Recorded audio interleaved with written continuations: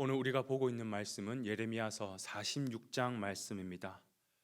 지금까지는 하나님께서 남유다를 향해 예언의 말씀을 주셨는데요.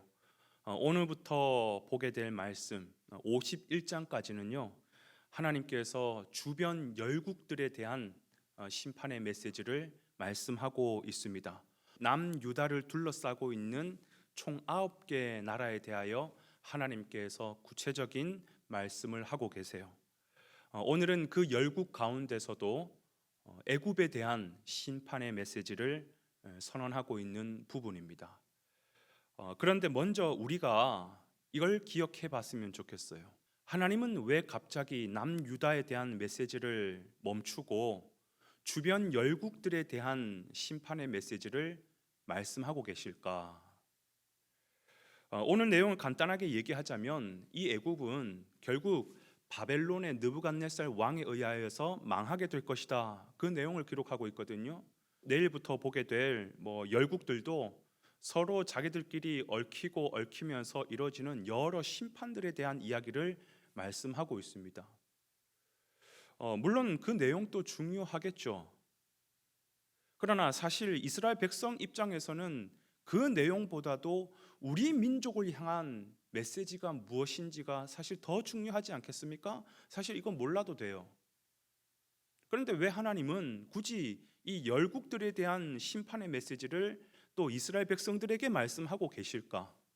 여러분, 이 열방에 대한 메시지를 통하여서 하나님은 이스라엘 백성들에게 보여주고 싶으신 메시지 내용이 있다라는 것입니다. 그게 뭐냐? 하나님은 자기 백성들만 통치하는 하나님이 아니라는 거예요. 하나님은 이 땅의 모든 열방을, 모든 것을 다 통치하시는 하나님이라는 것을 보여주고 싶으신 거예요. 여러분, 이때 당시 사람들의 사고방식은 뭐냐면 각 나라마다 신이 있다라고 믿었습니다. 그래서 애굽은 태양신이 있고, 바벨론은 우리가 지난번에 봤던 것처럼 하늘의 여신을 믿고, 그리고 이스라엘은 여호와라는 신을 섬기고, 그러니까 서로 간에 전쟁을 한다 그러면 이건 사람과 사람과의 전쟁이 아니라 신들과의 대결이라고 바라봤던 것이에요. 물론 오늘 본문에서는 남유다를 둘러싸고 있는 9개 나라에 대해서 언급했지만, 그러나 하나님은 이 9개 나라만 다스리는 것도 아니라 이 땅의 모든 나라를 다 다스리시는, 하나님은 이 세상의 모든 창조하신 피조물을 다 다스리시는 진정한 통치자요 주권자인 것을 이스라엘 백성들에게 보여주고 싶은 거예요. 나는 너네들만 통치하는 게 아니라 세상의 주관자야, 세상의 통치자야. 이게 하나님이 보여주고 싶으신 것입니다. 오늘 본문에 나와 있는 내용처럼 애굽은 바벨론에 의해서 서로 싸우다가 망하게 되고, 또 다음 시간에 보게 될 모압, 암몬, 에돔, 이것도 다 자기들끼리 서로 싸우고 치고받고 하다가 망하고 또 망하고 그런 일들이 일어나는데, 이 모든 일들이 어떻게 일어나느냐? 동시다발적으로 쫙 일어나고 있는 거예요. 동시다발적으로 얽히고 설키면서 일어나고 있는데, 이게 어떻게 일어나는지 딱 보니까 하나님의 뜻대로 다 되는 거예요. 정말 이 세상의 모든 만물 주관하시는 하나님이라는 것을 보게 되는 것이죠. 하나님은 지금 이 순간에도, 우리는 군자동 안에서 일어나는 복잡한 이야기들도 너무나도 많지만 군자동을 뛰어넘어서 온 세계 열방, 그것도 지금 동시적으로 일어난 일들을 컨트롤하고 계시는 거예요. 그런데 그 컨트롤하고 계시는 가운데서도 모든 세상 만사가 하나님의 뜻에 맞게 움직이게끔 일하고 계신다라는 것입니다.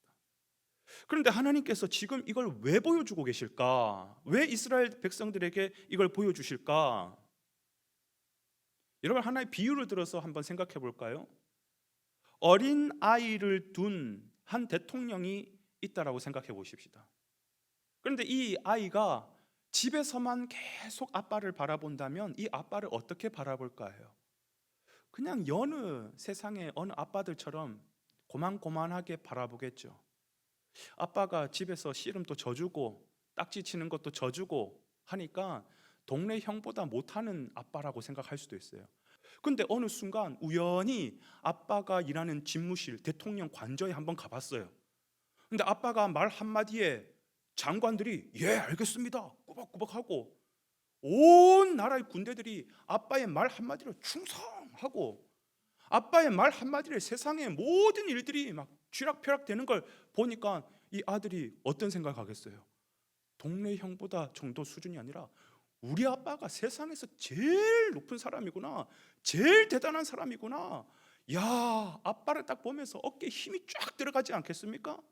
야, 내가 어떤 일을 당하고 어떤 어려움을 당해도 우리 아빠만 있으면 나는 다 되겠구나. 그런 자신감이 생기는 거죠. 바로 그거예요. 하나님은 그걸 보여주고 싶으신 것입니다. 우리가 믿는 하나님이 어떤 하나님이냐? 이 세상 모든 만물을 주관하시는 하나님이다. 너네 나라만 다스리는 하나님, 그런 하나님이 아니라 너네를 주변에 둘러싸고 있는 그 나라를 다스리는 하나님이며 그 9개 나라뿐만 아니라 온 세상을 주관하시고 우주 만물을 통치하시는 하나님이 바로 나야. 내가 너의 아버지야. 그걸 보여주고 싶으신 거예요. 그런데 이 하나님이요, 이 세상 만물을 쫙 다스리시고 운행하시는 그 모습을 가만히 유심히 좀 들여다보니까 어떤 방향을 향해서 일을 하시느냐? 나의 행복과 나의 축복과 나의 구원을 위하여서 그렇게 일하고 계시는 거예요. 여러분, 지금 하나님께서 왜 하필이면 이스라엘 백성들에게 열방에 대한 메시지를 보여주고 계시죠? 여러분, 지금 이스라엘 백성들이 어떤 상황 가운데 있어요? 그 열국, 하나님이 다스리시는 그 열국 손에 잡혀가지고 노예 생활하고 있어요. 노예 생활하면 얼마나 마음이 괴로울까요? 두려울까요? 얼마나 답답할까요? 무서울까요? 하나님께서 70년 뒤에 너희를 돌아오게 하겠다라고 말씀하지만 지금 노예로 끌려가고 있는 이 상 가운데 그 얘기가 들리겠습니까? 얼마나 두렵겠습니까? 그런데 하나님께서 열국을 통치하시는 만왕의 왕이심을 보여주시는 거예요. 아, 우리 하나님이 이런 하나님이시구나. 그러나 내가 여기에 이 애굽에 끌려가지만 하나님의 그 말씀대로 될 것이야. 70년 뒤에 반드시 돌아오겠구나. 우리 하나님이 나의 편만 되시면 나는 두려울 것이 없겠구나. 그 포로 생활하면서도 어깨에 힘이 들어가지 않겠습니까? 하나님은 지금 이스라엘 백성들을 위로하고 계시는 거예요. 하나님은 지금 이스라엘 백성들에게 힘을 북돋워 주고 계시는 거예요. 너희가 거기에서 고통당하고 있지만 내 약속대로 반드시 돌아올 거야. 걱정하지 마. 내가 너를 구원하고 말 거야. 그 하나님을 바라보면서 이스라엘 백성들이 돌이킬 것은 돌이키고 하나님 앞에 정돈할 것 딱 정돈하고 그 하나님을 신뢰하면서 그 생활을 하고 있지 않겠습니까? 사랑하는 여러분, 오늘 혹시 여러분 삶 가운데 절망의 늪에 빠져서 허우적거리고 계십니까? 두려움 가운데 고통하고 계십니까? 여러분, 나를 무너뜨리고 있는 이 상황, 이 형편만 바라보면 우리 하나님이 보이지 않아요. 그것이 너무 커버려요. 골리앗처럼 보여요. 그러나 여러분, 우리의 눈을 좀 들어서 이 온 세상 우주 만물을 창조하신 하나님을 바라봤으면 좋겠습니다. 여러분, 자연 만물을 보세요. 저 크고 어마어마한 태양을 매일 아침마다 띄우시고 밤마다 가라앉히시고 누가 하시는 거예요? 하나님이 하시는 거예요. 눈을 들어서 자연 만물을 바라보시면서 하나님을 묵상하시고 눈을 들어 이 열방을 지금 운행하고 계시는 하나님을 바라보시면 우리는 절대로 낙담할 수 없는 것이죠. 오늘 이 말씀이 저와 여러분의 위로가 되어서 어떤 상황 가운데 있더라도 하나님을 신뢰하고 우리의 구원과 우리의 축복과 우리의 영생을 위하여서 일하고 계시는 하나님 한 분만을 온전히 신뢰하고 세상 앞에 나아갈 수 있는 저와 여러분 되시길 주님의 이름으로 축원을 드립니다.